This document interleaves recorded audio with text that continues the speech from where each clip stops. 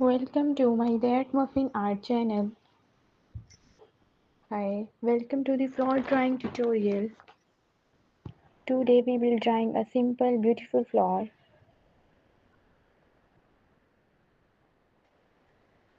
Start by grabbing a pencil, razor and some paper.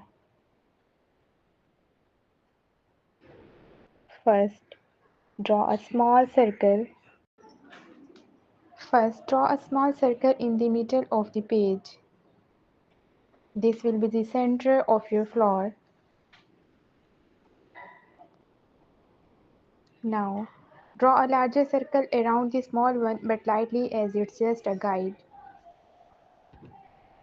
Next we will begin drawing the petals. Start at the edge of the small circle. Draw a curved line outward to form the shape of the petal. Bring the line back to the center of the flower, creating one petal. Repeat this process around the center, evenly spacing the petals. Aim for around 5 to 7 petals depending on how full you want your flower to look. Don't worry about making each petal perfect. Natural flowers are irregular. Once the petals are done, erase the outer guide circle. Now let's add detail to the center of the flower.